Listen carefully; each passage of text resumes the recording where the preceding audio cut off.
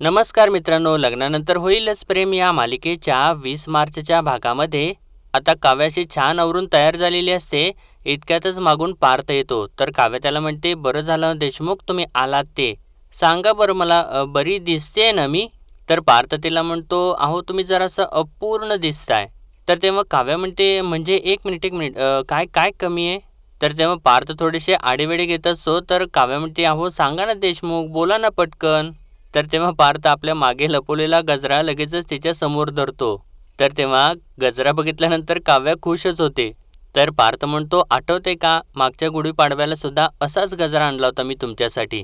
तर तेव्हा काव्या म्हणते, नाही नाही, ते तुम्ही नाही, तुमच्या आईने आणला होता. आणि तेव्हा पार्थ हसतो आणि त्याला तर तो क्षण आठवतो. आणि तेव्हा पार्थने गजरा आणलेला असतो. तर काव्याने विचारलेलं असतं, काय हे? तर तेव्हा पार्थ म्हणतो, गजरा तुमच्यासाठी. तर काव्या त्याच्यावरती ओरडत असते, तुमची हिंमत कशी झाली माझ्यासाठी गजरा आणायसाठी? मला गजरा वगैरे द्यायची गरज नाही आहे, असं म्हणून ती गजरा फेकून देत असते. तर तेव्हा पार्थ म्हणतो, अहो मी नाही, ते आईने दिले तुम्हाला. आणि हे सगळं काही आठवल्यानंतर पार्थ हसत असतो. आणि तो आता काव्याला म्हणतो, आता खरं सांगायला हरकत नाही, त्यावेळेस सुद्धा गजरा मीच आणला होता तुमच्यासाठी. त्यावेळेस तुम्ही मला नवरा मानत नव्हता, त्यामुळे माझ्याकडून गजरा घेणार नाही हे माहिती होतं मला. शेवटी आईच्या नावावरती विकला आणि तो तुम्ही घेतला, असं सांगितल्यानंतर आता काव्यासुद्धा हसू लागते. आणि हळूच म्हणते, पण आता मी तुम्हाला नवरा मानते देशमुख, त्यामुळे या गुढीपाडव्याला ही काव्या पार्थ देशमुखांच्याकडूनच गजरा घेणार. तर पार्थ म्हणतो, मग घ्या. तर तेव्हा काव्या म्हणते, माळाला काय आईला बोलवू? अपूर्ण दिसते ना मी, मग तुम्ही मला पूर्ण करा. तर तेव्हा आता पार्थ छान असा काव्याच्या केसामध्ये गजरा माळू लागतो. आणि गजरा माळून झाल्यानंतर तिच्याकडे आरशात बघून खूप खुश झालेला असतो. आणि तेव्हा काव्यासुद्धा खूप खुश असते. आणि त्यानंतर आता पार्थ थोडासा काव्याच्या जवळ जात असतो. आणि इतक्यातच या दोघांना सुद्धा बाहेरून नंदिनीचा आवाज येऊ लागतो. नंदिनी बाहेर म्हणत असते, अहो कारणं देऊ नका, तुम्ही कबूल केलं होतं, मला मान्य आहे, मी तुम्हाला रात्री सांगितलेलं होतं. म्हणजे ती फोनवरती कोणावर तरी बोलत असते. आणि पुढं म्हणते, पण तुम्ही सुद्धा हो म्हणालात ना? तर इकडे आता पार्थ काव्याला म्हणतो, नंदिनी. तर काव्या म्हणते, पण ही कोणाला ओरडतीये? तर आता इकडे नंदिनी पुढं म्हणते, तुम्हाला जमणार नव्हतं तर तसं तुम्ही सांगायचं होतं, मी दुसरीकडे चौकशी केली असती. आणि तेव्हा ही अशी ओरडत असलेली बघून आता पार्थ आणि काव्या बाहेर येतात. आणि आता नंदिनी इकडे परत ओरडतच असते, आता काय करू मी, सण रात्री आहे का? जाऊ दे, ठेवा फोन, असं म्हणून वैतागून ती फोन ठेवून देते. तर तेव्हा आता काव्या नंदिनीजवळ येते आणि तिला विचारते, काय ग ताई, काय झालं? आज माझ्या नंदिनीताईची काव्या काय झाली आहे? तर पार्थसुद्धा विचारतो, काय झालं, ऑल ओके ना? आणि आज गुढीपाडवा आहे, तुम्ही अजून तयार नाहीत झालात? म्हणजे नंदिनी साधा असा ड्रेस वगैरे घालून आलेली असते. तर पार्थ म्हणतो, मला वाटलं तुम्ही रेडी असाल, नेहमीप्रमाणे काव्या मॅडम उशीर करतील. तर तेव्हा काव्या परत नंदिनीला विचारते, ते सोड, काय झालं तू बोल बरं. तर नंदिनी एकदम हळू आवाजात सांगत असते काव्याला, अगं चंदू टेलर, मी त्याला काल म्हणाले होते की मला माझ्या ब्लाऊजला ना फुल स्लीव्ज लावून पाहिजेत, पण एवढं सांगूनसुद्धा त्याच्याकडे काहीच रेडी नाही आहे. मला म्हणाला आज रात्री मिळेल, आता मी अगं काय घालू? तर तेव्हा पार्थ तिथेच उभा असतो आणि तो एकदम कानोसा देऊन ऐकायचा प्रयत्न करत असतो, पण त्याला काही ऐकू जात नसतं. आणि आता तो म्हणतो, मला जरा ऐकू जाईल असं बोला ना. तर तेव्हा काव्या म्हणते, आम्हा बायकांच्या गोष्टी आहेत त्या, तुम्ही एक काम करा, हाताची घडी घाला आणि तोंडावरती बोट ठेवून इथे शांतपणे बसा बरं. आणि काव्या अशी म्हणालेली असते चेष्टेमध्ये, खरं पार्थ अगदी सिरियस होतो आणि हाताची घडी घालून वगैरे तोंडावरती बोट ठेवून तिथे समोर बसतो. आणि परत तो कान देतो. तर काव्या परत हळू आवाजात नंदिनीसोबत बोलत असते. तर काव्या तर नंदिनीला म्हणते, ती मला एक गोष्ट कळत नाहीये, तुला फुल स्लीव्ज ब्लाऊज कधीपासून आवडायला लागले? तुला तर आवडत नव्हते ना, मग अचानक काय? तर नंदिनी मनातल्या मनात म्हणते, अगं काय सांगू तुला, मला तर आवडत नाहीच आहेत, पण जर ते नाही घातलं तर जीवांना मी नाही आवडणार, असं ती विचारात हरवून गेलेली असते. तर तेव्हा काव्या तिच्या तोंडासमोर टिचकी वाजवते. तर तेव्हा नंदिनी म्हणते, अगं काही नाही, मी म्हटलं असंच आपलं एकदा ट्राय करूया. तर तेव्हा काव्य म्हणते, ठीक आहे ना ताई, डोंट वरी, बघ आपण एक काम करत जाऊ, नेक्स्ट आपण ना त्या टेलर काकांना थोडं आधीच सांगत जाऊ. आणि आता कसं आहे, सणवार आले, त्यांचा सीझन असतो, त्यांच्याकडे खूप गडबड असते, असं सतत म्हणत असतात ना ते. इट्स ओके, इट्स ओके, असं म्हणून ती थोडंसं पार्थकडे बघते. तर तेव्हा पार्थ तर रुसलेलाच असतो आणि त्याचा अजूनसुद्धा तोंडावरती बोट असतं. आणि जेव्हा नंदिनी सुद्धा त्याच्याकडे बघते तर या दोघी आता हसू लागतात. तर नंदिनी म्हणते, काय अगं काव्या, काय करून टाकलंय बिचाऱ्या पार्थचं, कसं वागवतेस त्यांना. बरं चल आता उठ, तुम्ही दोघेही मस्त असे उभे राहा, मी छान फोटो काढते दोघांचा. तर तेव्हा तर ते ऐकल्यावर पार्थ खुश होतो आणि म्हणतो, चला चला काढा काढा लवकर, या या या इकडे या, फोटो काढूयात. असं म्हणून काव्याला लगेच आपल्या जवळ घेतो आणि म्हणतो, काय आहे, मागच्या गुढीपाडव्याला आमच्या प्रेमाची गुढी अशी उंच नव्हती ना, छान फोटो काढा आणि मला पोस्ट पण करायचे. असं म्हणून हे दोघे सुद्धा आता छान पोज देतात. तर नंदिनी आता मोबाईल हातामध्ये धरते आणि म्हणते, छान पोज द्या. आणि त्यानंतर या दोघांचे ती छान असे फोटो काढू लागते.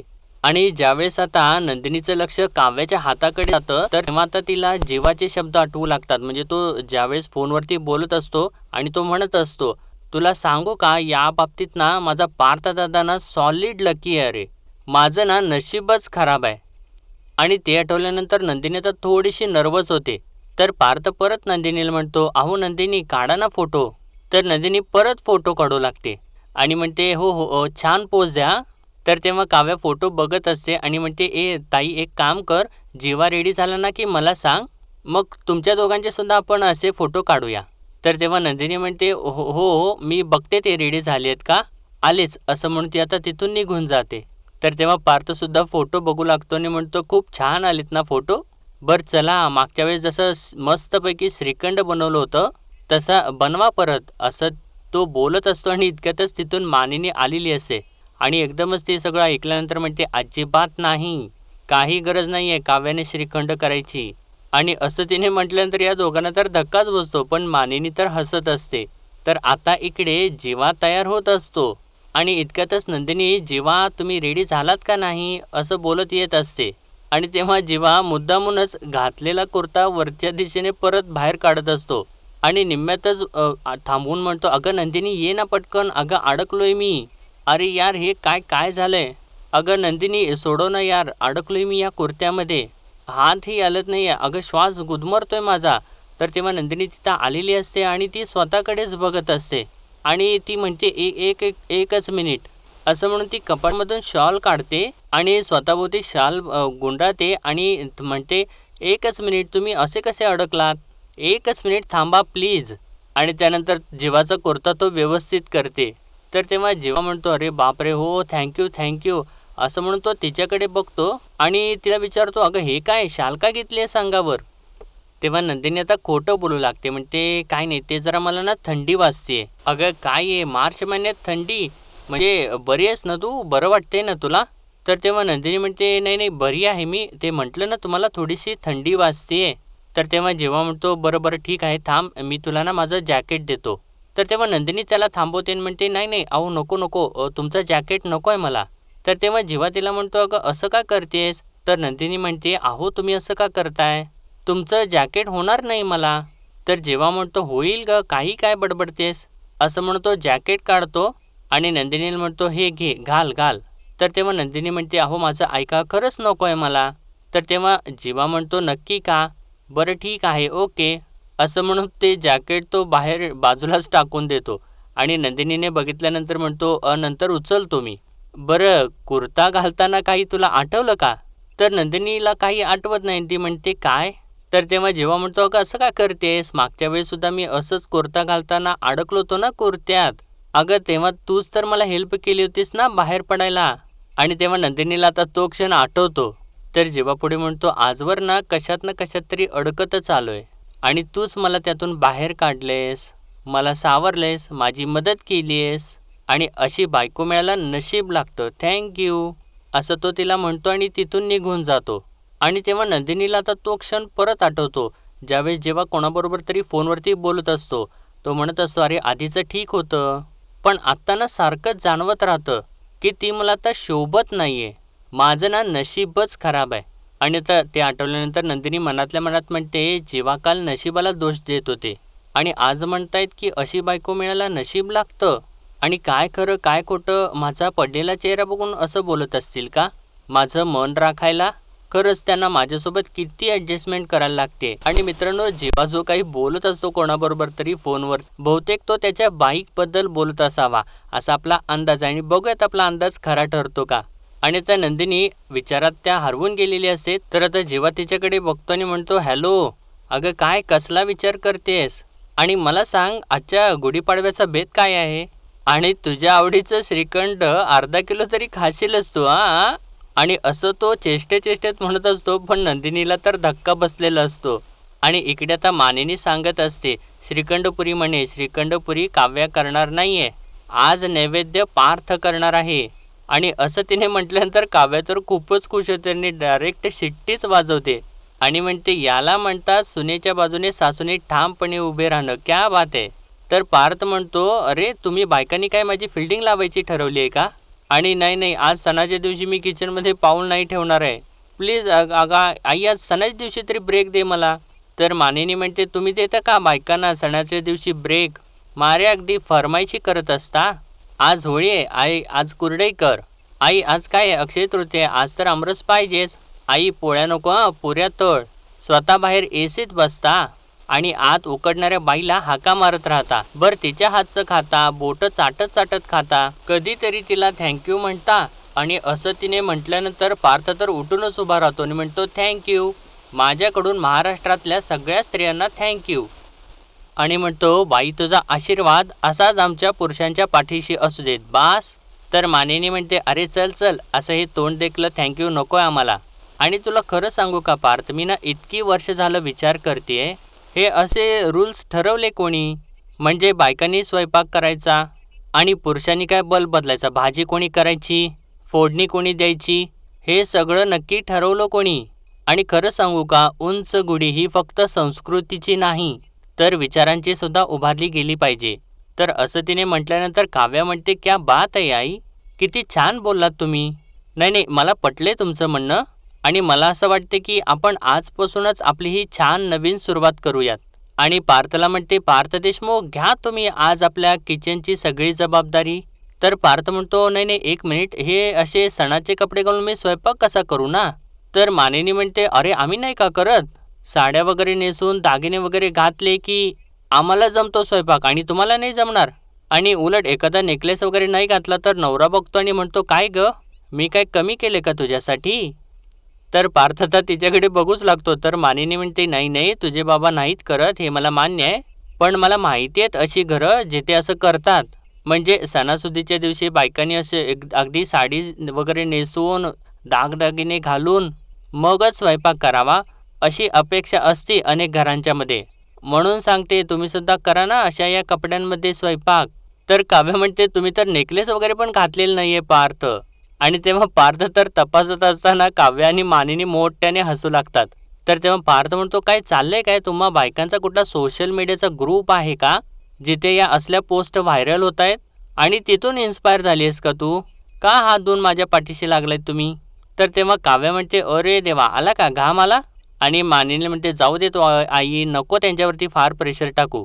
आणि पार्थला म्हणते, नाही तुमच्याने काही होणार नाही आहे पार्थ देशमुख, मला माहिती आहे. आपल्याला जावं लागणार आहे किचनमध्ये आणि मी आहे ना, मी करते श्रीखंड, असं म्हणून ती उठत असते. तर पार्थ तिला म्हणतो, अहो राहू द्या बसा. काय आहे ना, मला श्रीखंड बनवता येत नाही पण पुऱ्या तळता येतात. तर तेव्हा काव्या म्हणते, चांगलं की मग, आणि श्रीखंड जमत नाही तर हरकत नाही, शेवटी बायको आहे मी तुमची अर्धांगिनी. श्रीखंड कसं करायचं ते मी तुम्हाला शिकवते. आणि जर समजा मी जेव्हा नसेल आणि तुम्हाला जर श्रीखंड खायचं असेल आणि हे सगळं काही तुम्हाला माहिती असलं पाहिजे असं ती म्हणत असते. तर तेव्हा पार्थ तिला विचारतो, तुम्ही कुठे जाणार आहात? तर इतक्यातच वरून आवाज येतो, मी घेऊन जाणार आहे तिला. आणि तेव्हा सगळेजण तिकडं बघतात तर रम्या तिथे उभी असते. आणि तिने असं म्हटल्यानंतर सगळ्यांना थोडंसं आश्चर्यच वाटतं. आणि तेव्हा आता रम्या खाली येते आणि पार्थला म्हणते, अरे म्हणजे उद्या माझं लग्न होईल, तेव्हा मी तिला पाठ राखीन म्हणून घेऊन जाईन ना बरोबर. तर तेव्हा आता मानिनी रम्याकडे बघते आणि तिला म्हणते, तू छान दिसतेस हा रम्या, विजय तुला बघता क्षणी तुझ्या प्रेमात पडेल बघ. तर तेव्हा काव्य लगेचच उठते आणि रम्याच्या कानामागे काजळच लावते आणि तिला ऑल द बेस्ट करते. तर तेव्हा रम्या पार्थला म्हणते, अरे पार्थ काय हे, तू मला बेस्ट विशेष देणार नाही आहेस का? तर तेव्हा पार्थ तिला म्हणतो, ऑल द बेस्ट तुझ्या नव्या प्रवासासाठी. तर तेव्हा रम्या थँक्यू असं त्याला म्हणते आणि म्हणते, बरं ठीक आहे, मी निघू का आता? आणि म्हणते, सॉरी आज मी तुमच्याबरोबर जेवायला नसेन. तर वसू म्हणते, ठीक आहे पण मला कळवत राहा. आणि कुठे भेटणार आहात तुम्ही? तर तेव्हा रम्या म्हणते, नाही कॅफेमध्येच भेटणार आहे आणि मी सगळे अपडेट्स देत राहीन आणि आता मी निघते. नाही जर का समजा तो पार्थसारखा पंक्च्युअल असेल तर फर्स्ट इम्प्रेशनच खराब होईल माझं, नाही का? आणि असं ती बोलत असेल तर काव्या म्हणते, मी आहे ना, मी येते ना तुला सोडायला, चल, असं म्हणून तिला ती बाहेर घेऊन जाते. तर आता पार्थ मनातल्या मनात म्हणतो, देवा रम्याचं आयुष्य नीट मार्गाला लागू देत. आणि त्यानंतर आता रम्या जी असते ती कॅफेमध्ये पोहोचते आणि ती आता टेबलवरती बसते आणि मनातल्या मनात म्हणते, हा जो कोणी विजय आहे ना त्याला 5 मिनिटाच्या आत मी माझ्या जाळ्यात ओढणार आहे. इतक्यातच वेटर तिथं येतो आणि मेन्यू कार्ड रम्याच्या हातात देऊन म्हणतो, हॅलो मॅडम, काय आणू तुमच्यासाठी? तर तेव्हा रम्या ते मेन्यू कार्ड बघत असते आणि इथली काय स्पेशालिटी आहे असं त्याला विचारते. तर तेव्हा तो वेटर म्हणतो, इथली स्पेशालिटी आहे मॅडम, इथं ना सुंदर मुलींची आणि जेन्युइन मुलांची लग्न जुळतात. तर तेव्हा आता रम्या एक्सक्यूज मी असं म्हणून त्याच्याकडे बघते आणि तो चक्क विजय असतो. तर तेव्हा विजय आता तिच्याकडे बघून हसत असतो. तर तेव्हा रम्या आता उठून उभी राहते आणि तेव्हा आता तो विजय जो असतो तो तिला आता बुके वगैरे देतो रम्याला आणि वेलकम करतो. आणि आता हे दोघे सुद्धा परत खाली बसतात. तर तेव्हा रम्या म्हणते, नाही थँक्यू फॉर दिस, पण जस्ट फॉर युअर इन्फॉर्मेशन मला बुकेपेक्षा गजरे जास्त आवडतात. तर तेव्हा विजय म्हणतो, ओके ओके नोटेड. तर तेव्हा रम्या विचारते, बरं हे काय होतं सगळं, डायरेक्ट समोर का नाही आलास? तर तेव्हा विजय म्हणतो, खरंच सांगू का, एखाद्या वेबसाईटवरून एखाद्या मुलीला भेटायची पहिलीच वेळ आहे माझी. तर तेव्हा रम्यासुद्धा म्हणते, सेम हिअर.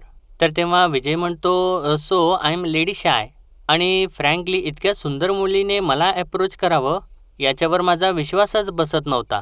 मला तर वाटलं होतं की तुम्ही माझ्यासोबत कुठला तरी प्रँक करणार आहात, म्हणजे तुम्ही येणारच नाहीत किंवा आलात तर मैत्रिणींना वगैरे घेऊन याल, असं तो बोलत असतो. तर तेव्हा रम्या म्हणते, बाय द वे गुढीपाडव्याच्या आय मीन नवीन वर्षाच्या शुभेच्छा. तर तेव्हा विजय म्हणतो, हो हो ऑफकोर्स तुम्हालाही. पण सॉरी हां, म्हणजे काय असतं बिझनेसनिमित्त UK इकडे तिकडे येणं जाणं असतं, त्यामुळे कुठला दिवस, कुठला वार किंवा कुठला सण लक्षातच राहत नाही. तर तेव्हा रम्या म्हणते, इट्स ओके, आणि तुझ्या बायोडेटामध्ये तुझ्या कामाबद्दलचं सगळं काही मी वाचलं आहे आधी. तर तेव्हा विजय म्हणतो, हो हो राईट, आणि काय घेणार तुम्ही? तर तेव्हा रम्या म्हणते, सॉरी पण जस्ट एक रिक्वेस्ट, आपण दोघे आरेतुरे करूयात का एकमेकांना, म्हणजे उगीच आहो जावो नको म्हणूयात. तर तेव्हा विजय म्हणतो, ठीक आहे शुअर, आणि विचारतो, काय घेणार तू? तर तेव्हा रम्या म्हणते, मला एक सिनेमन कॉफी. आणि तुला काय आवडतं प्यायला, म्हणजे चहा, कॉफी?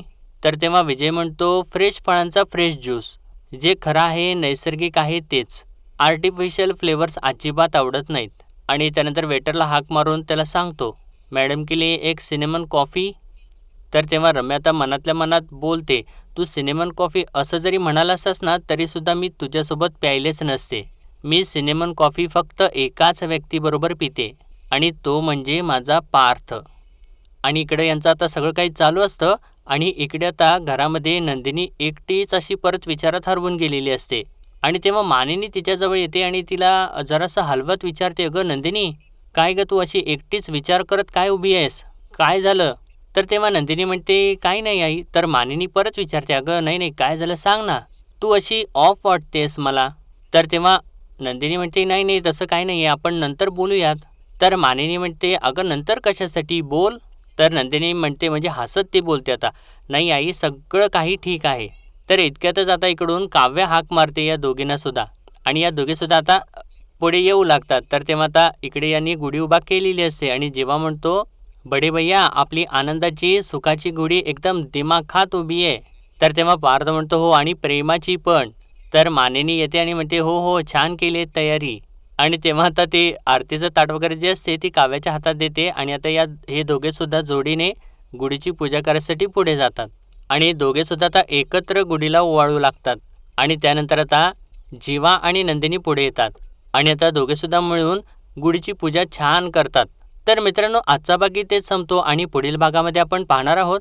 तर काव्या पार्थला म्हणत असते, मागच्या गुढीपाडव्याला मी तुम्हाला भरवू दिलं नव्हतं, पण या गुढीपाडव्याला मी तुमच्या हातूनच खाणार आहे, असं ती म्हणत असते आणि पार्थसुद्धा लगेच तिला भरवू लागतो.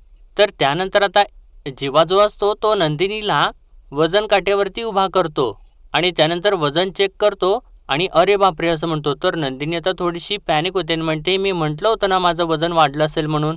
तर तेव्हा जीवा आता वजन काट्यावरती उभा राहतो आणि नंदिनीला हात देतो आणि म्हणतो, वाढलंय खरं, पण ते आपल्यातलं प्रेम वाढलेलं आहे. प्रेम दोघांच्यातलं वाढले, मग वजनही दोघांनी मिळून कमी करूयात, असं तो म्हणतो. तर तेव्हा नंदिनीचं थोडं जे काही टेन्शन आलेलं असतं ते आता थोडंसं कमी होतं मित्रांनो. आणि मित्रांनो, आजच्या भागामध्ये एवढंच आणि भेटूया परत उद्याच्या भागामध्ये. तोपर्यंत आपल्या व्हिडिओला लाईक, शेअर आणि सबस्क्राईब नक्कीच करा. धन्यवाद.